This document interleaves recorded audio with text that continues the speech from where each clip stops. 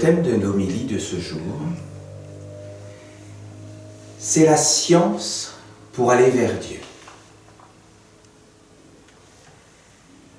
Pour parler de cette science que je vais vous détailler aujourd'hui, d'abord il faut peut-être que nous définissions les termes, parce que pour beaucoup de personnes, Dieu c'est un mot un peu passe-partout, un mot un peu fourre-tout.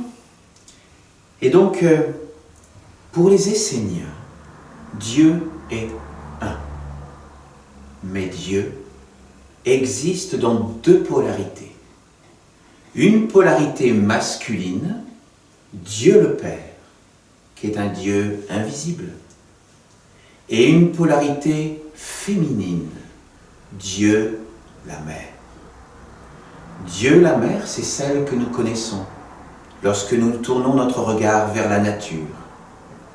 Pour nous, Dieu est quelque chose de très concret, parce qu'il existe, et nous pouvons le démontrer simplement lorsque nous sommes au contact de la nature, lorsque nous sommes au contact des minéraux, d'une rivière, d'une montagne, mais aussi des arbres, de toutes les plantes de la création, des animaux et de nos frères et sœurs.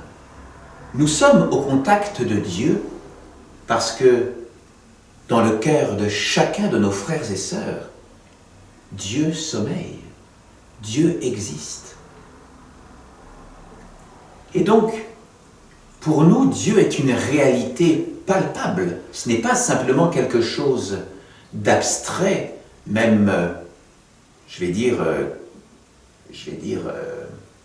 dont on peut même douter de l'existence. Parce que pour nous, Dieu est là, dans ces deux polarités, féminine et masculine. Et dans la tradition essénienne, on nous enseigne que pour aller vers Dieu le Père, qui est invisible, nous devons d'abord nous ancrer et vivre dans Dieu la Mère. C'est par Dieu la Mère, en reconnaissant notre Mère Terre, et en vivant avec elle, avec tous les éléments de la nature, eh bien c'est par elle, en nous enracinant notre vie dans la réalité de la matière, eh bien c'est en nous ancrant dans la matière que nous pouvons avoir une assise solide pour tourner notre regard vers le ciel. Ce sont des lois, et nous voulons tous individuellement apprendre à connaître ces lois et à pouvoir les appliquer dans notre vie. La tradition qui nous permet d'aller vers Dieu est une tradition éternelle. Nous avons l'habitude de la relier à un grand prêtre, un grand envoyé qui fut Enoch, il y a des milliers et des milliers et des milliers d'années.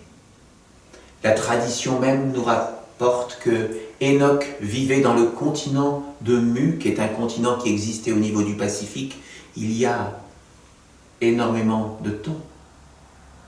La tradition qui permet de connaître cette science d'aller vers Dieu a ensuite été abritée dans un autre continent aujourd'hui disparu, en Atlantide, mais nous savons également que des peuples aussi en Inde, au Pérou, ont été les dépositaires de cette sagesse et de cette tradition.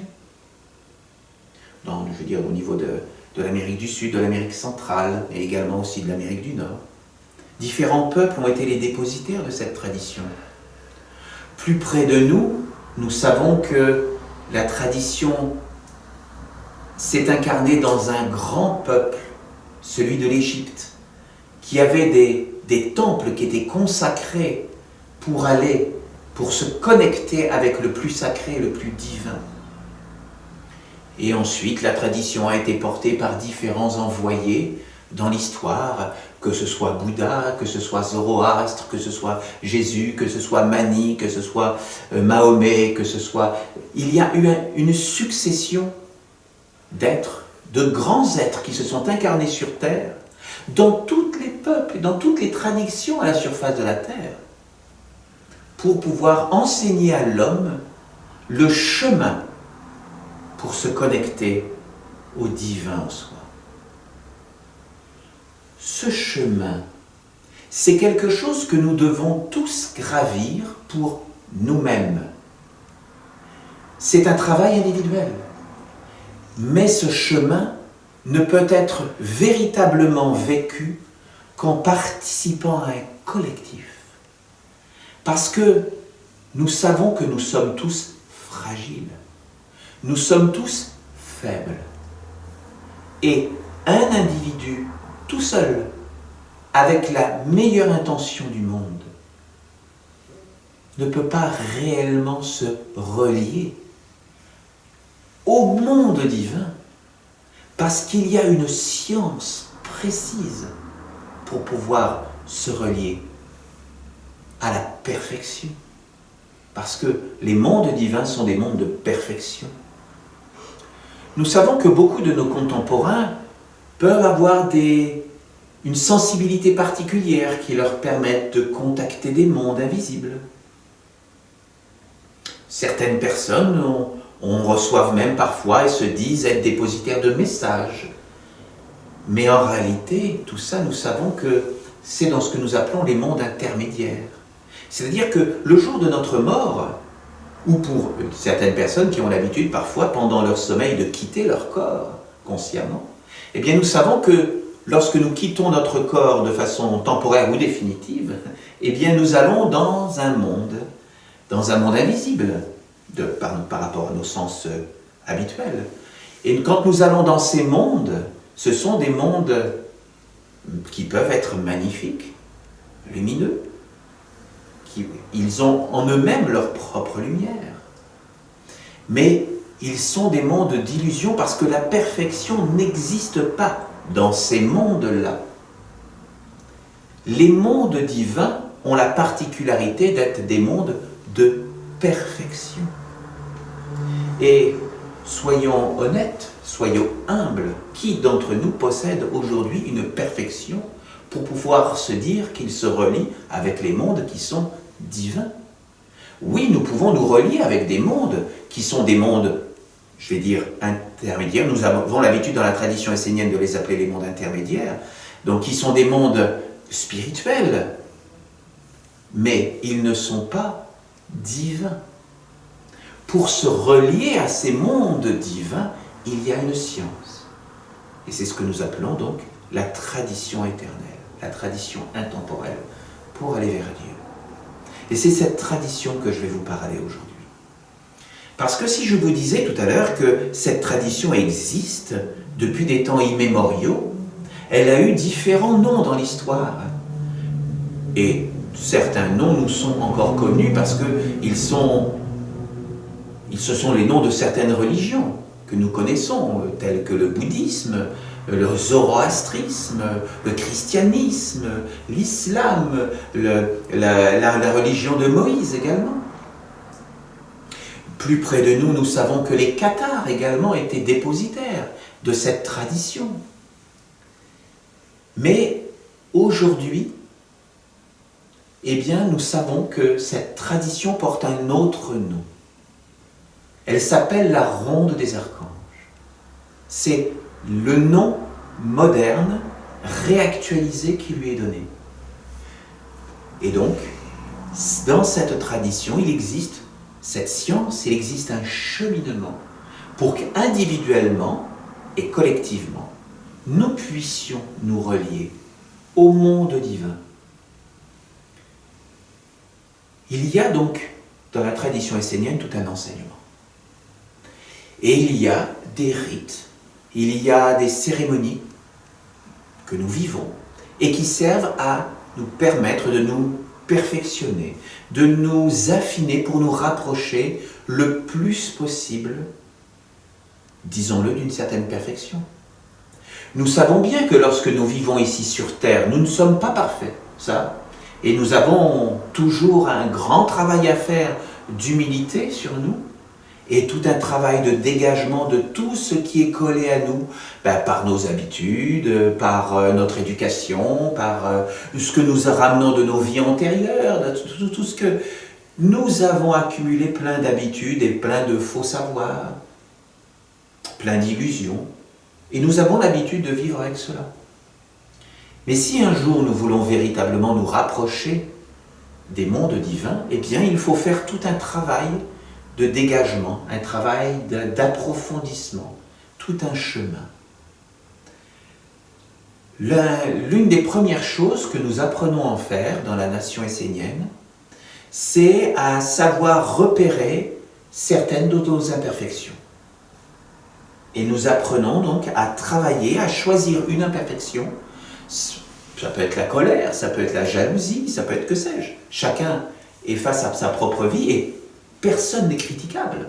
Parce que si je n'ai pas la colère en moi et que je la vois dans l'œil ou dans la vie de quelqu'un d'autre, moi je peux avoir autre chose dans ma vie. Ça peut être, je vous dis par exemple, la jalousie, enfin que sais-je. Bien, il existe plein d'imperfections sur lesquelles nous pouvons travailler sur nous-mêmes. Donc, ce premier travail à faire que nous appelons ça le pardon des offenses. Et nous avons l'habitude de vivre des moments particuliers à partir de l'archange Michael pour travailler sur nous et pouvoir choisir, avoir le discernement de choisir une imperfection pour ensuite vouloir prendre la décision de travailler sur elle et pour pouvoir nous dégager, ramener cette imperfection dans le non manifesté.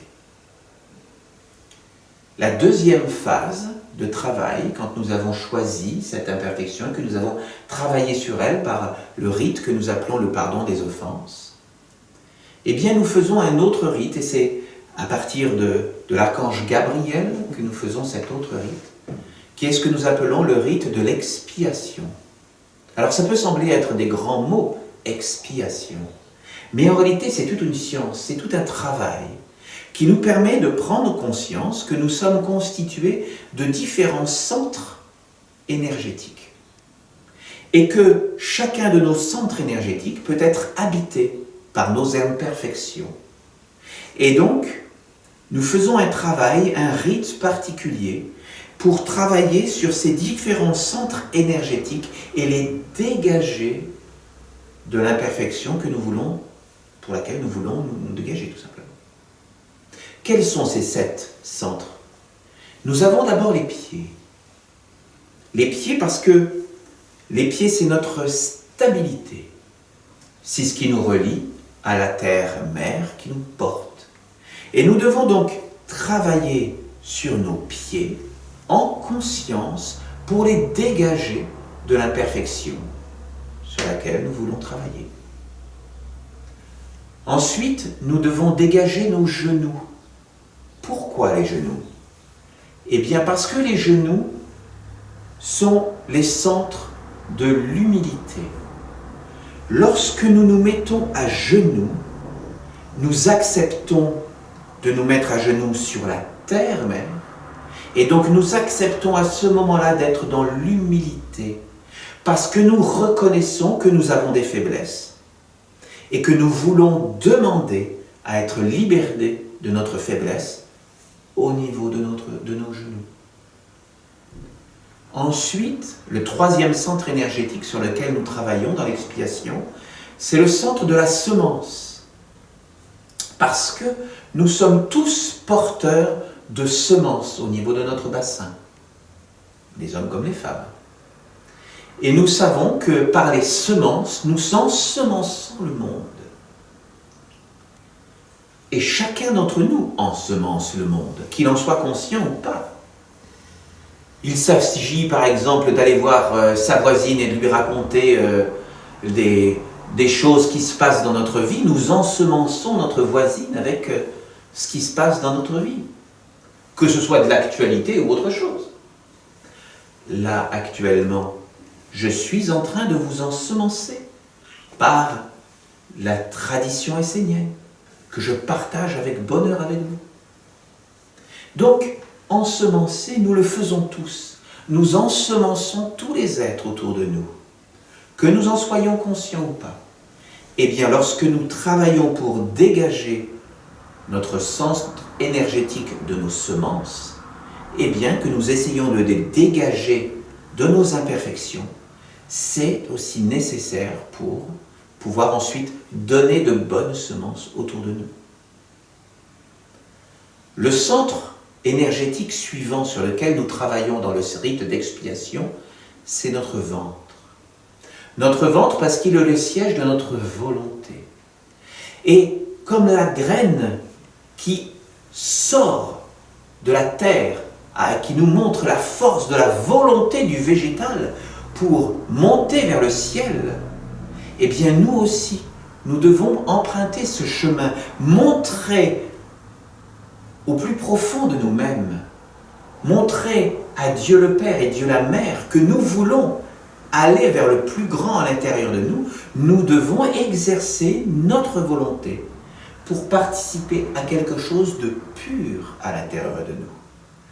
Pour participer avec volonté à quelque chose de pur à l'intérieur de nous, il faut savoir dégager notre ventre de nos imperfections. C'est-à-dire dégager notre volonté de ce qui est impur. Ensuite, nous devons, l'autre centre que nous devons travailler, c'est le centre du cœur. Là, vous voulez voir, vous savez déjà où je veux en venir. Le centre du cœur, le centre de l'amour, le centre de nos émotions. Le centre qui nous permet de vibrer sur une énergie particulière et de pouvoir être dans une communion, tous ensemble, dans la générosité du cœur, qui est celui du partage. Et donc, pour être dans la juste compréhension de ce centre, eh bien, nous devons lui aussi le dégager de ce qui est impur à l'intérieur de nous. Le centre suivant, le centre énergétique suivant, c'est au niveau de notre gorge, le centre de notre parole. Parce que par notre parole, nous savons que nous avons une force de création. L'homme crée par sa parole. Et nous savons que la parole peut être constructrice comme destructrice. Donc nous devons veiller à nos paroles, que ce soit des paroles justes, que ce soit des paroles en lien avec ce qui est le plus sacré à l'intérieur de nous. Parce que si nous voulons ensemencer le monde et que le monde devienne meilleur, il deviendra meilleur par nous, parce que nous aurons su ensemencer tout autour de nous par nos paroles. Et le dernier, septième centre sur lequel nous devons travailler, c'est le centre de notre tête. Le centre de notre tête, qui est le centre de notre pensée, mais notre tête, c'est elle aussi qui doit porter la couronne. Notre tête, qui, lorsqu'elle porte une couronne, c'est une couronne de noblesse. Parce que notre vie, si nous le voulons bien, doit être dirigée vers une noblesse, vers une pureté d'esprit, de cœur, de volonté, pour que nos actes de notre vie soient des actes justes, nobles et beaux. Et c'est lorsque nous portons une couronne que nous sommes reliés à ce qui est le plus pur et le plus divin, que nous sommes reliés avec le sacré, avec les mondes divins. Nous devons être les rois de notre vie. Et lorsque nous sommes des rois dignes, et non pas des rois déchus, nous sommes dignes d'offrir notre vie à ce qui est plus grand que nous. Offrir notre vie à ce qui est plus grand que nous, c'est offrir notre vie au monde divin. Parce que la démarche essénienne est celle-là. C'est-à-dire que nous voulons, par nos actes de purification, nos actes où nous prenons conscience que nous avons des imperfections, ben oui, nous tous nous avons des imperfections. Eh bien, nous voulons consciemment diriger nos actes, notre vie, pour progressivement, au fur et à mesure de notre vie, parce que notre vie sert à ça, nous voulons nous purifier pour pouvoir être dignes et nous mettre au service des mondes divins, au service du Père et de la Mère. Et si individuellement et collectivement nous faisons cela, nous pouvons à ce moment-là être les porteurs de Dieu. C'est-à-dire que nous pouvons ainsi collectivement faire une maison pour que Dieu puisse apparaître sur la terre et qu'il dirige nos vies. Je sais que, à entendre comme ça paraît complètement... ça peut pour certaines personnes paraître délirant, ça peut paraître incroyable, mais c'est le sens et la mission de ce que nous voulons faire sur terre. Prendre conscience que notre vie n'est pas que une vie à vivre dans les mondes de la matière. Si nous devons vivre dans les mondes de la matière, nous devons vivre avec notre famille, nous devons vivre avec nos amis, nous devons vivre dans notre travail. Mais nous devons pouvoir consacrer des moments privilégiés comme ceux que nous vivons actuellement, des moments où nous voulons travailler sur nous-mêmes pour nous mettre au service de ce qui est plus grand que nous. Je vous ai décrit le premier rite qui est celui du pardon des offenses. Nous avons le deuxième rite que je viens de vous décrire qui est celui de l'expiation. Et le troisième rite que nous faisons donc au printemps, c'est le rite de l'offrande à Dieu, jusqu'au moment où nous rencontrons l'archange Uriel. Celui de l'offrande à Dieu, du travail que nous avons fait sur nous. À partir du moment où nous nous sommes dégagés d'une imperfection au départ, eh bien nous pouvons offrir notre travail à Dieu, notre travail sacré, pour lui dire, Dieu, Père, Mère, nous avons travaillé pour nous ennoblir, pour nous améliorer, pour pouvoir être à ton service. Dans les religions que nous connaissons, nous connaissons ce que nous appelons la période de Pâques. Et Pâques, c'est justement le travail de l'expiation. Parce que nous connaissons la Pâque juive, ce qui est appelé donc la Pessa. Et son origine remonte très très loin du temps de l'Égypte, où nous savons qu'il y avait les plaies d'Égypte et la 10e plaie, donc devait faire mourir tous les enfants en Égypte, et il avait été dit aux Juifs de mettre du sang de l'agneau sur leurs portes pour se protéger afin que la malédiction n'atteigne pas les enfants de ce peuple. Et donc, nous savons que les Juifs ont l'habitude, pour la Pâque, de tuer l'agneau. Les chrétiens aussi célèbrent Pâques. Les chrétiens, eux, ils célèbrent la mort de Jésus sur la croix. Les Esséniens considèrent que ce crime est le plus grand crime qui soit. C'est-à-dire que lorsque Dieu envoie un envoyé sur terre, nous devons le recevoir, nous devons lui donner tous les moyens pour qu'il puisse grandir, qu'il puisse nous enseigner, et de tuer Jésus, l'envoyé du Père, est pour nous la plus grande des abominations qui soit. C'est la plus mauvaise écriture, c'est une malédiction. L'homme doit vénérer l'envoyé et les envoyés de Dieu, et non pas les tuer. Là encore, la noirceur de l'homme lui a fait faire un grand crime en tuant Jésus. Alors je sais qu'on nous donne des justifications pour expliquer cela. Pour nous, il n'y a aucune justification qui puisse exister et qui puisse expliquer que l'on puisse tuer l'envoyé du Père. L'envoyé du Père doit être vénéré et mis dans les conditions pour qu'il puisse faire apparaître Dieu sur la terre. Donc, lorsque les Esséniens célèbrent la Pâque, ils ne font jamais couler le sang. Ils ne font pas couler le sang de l'agneau. Ils ne font pas couler et ne vénèrent pas d'avoir fait couler le sang de Jésus. Les Esséniens, eux, ils sacrifient leurs imperfections. C'est-à-dire que, comme je vous le disais, nous avons des imperfections, et bien donc, nous acceptons de choisir une de nos imperfections pour travailler sur elle,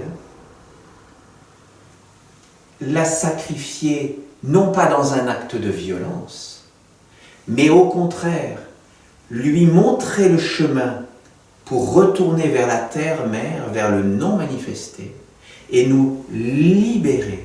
C'est un acte de libération et un travail de beauté que de fêter la Pâque pour nous libérer de ce qui est indésirable dans notre vie.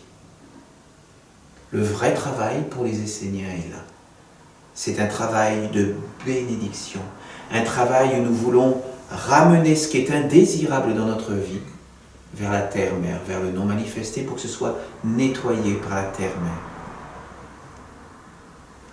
La Pâque doit être une fête dans nos pensées, dans notre cœur, dans notre volonté, pour que nos actes soient des actes de noblesse, des actes de beauté, des actes en accord avec les lois de Dieu qui nous dit « tu ne tueras point ».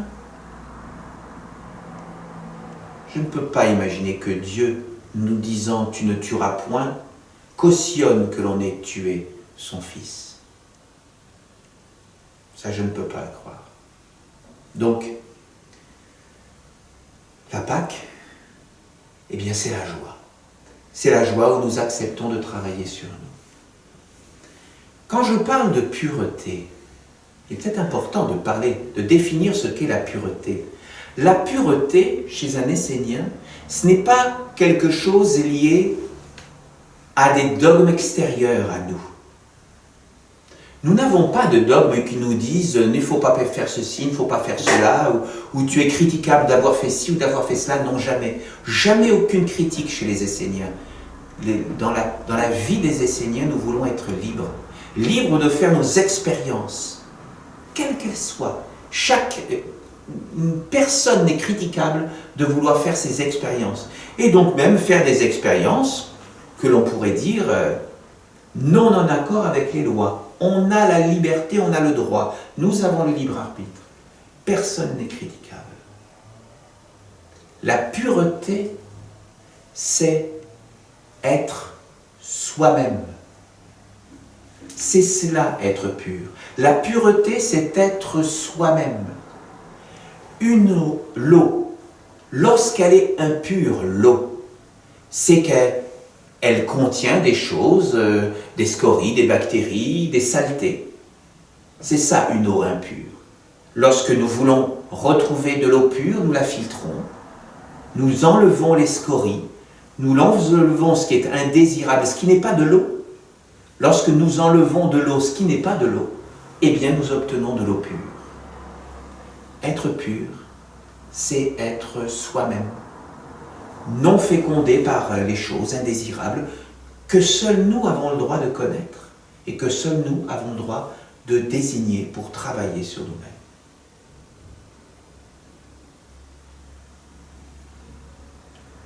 La science pour aller vers Dieu, c'est une science d'ennoblissement. C'est la science qui est mise aujourd'hui en place pour que quiconque a envie d'y participer puisse se joindre à nous. Puisse se joindre à nous dans la liberté de vouloir travailler sur lui-même et participer à quelque chose de plus grand au service des mondes divins. Je vous remercie d'être là. Je vous remercie de participer, de partager ces instants. Et donc je vous souhaite de la joie d'être ici et maintenant tous ensemble. Et je vous offre ma bénédiction à chacun de vous.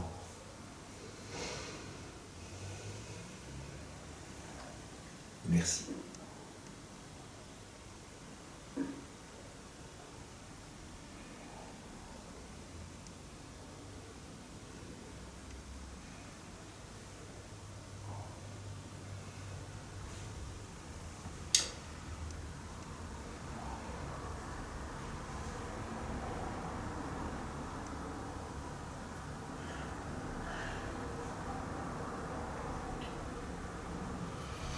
J'ai envie de vous lire un extrait de psaume. Un extrait du psaume 55 de Raphaël, de l'archange Raphaël, qui nous dit « Dans votre vie, prenez soin du précieux, de ce qui est beau et divin. Prenez soin de ce qui est plus grand que ce que vous avez l'habitude de voir ou d'entendre. Beaucoup d'êtres aiment ce qui est beau, mais bien souvent ils se font attraper et abuser par la lumière trompeuse, les fausses couleurs, ce qui appartient aux apparences. Alors ils détournent leur attention du trésor et s'engagent dans des mésaventures qui n'ont malheureusement rien à voir avec le précieux, le divin, le plus grand. L'essentiel est au-delà du connu.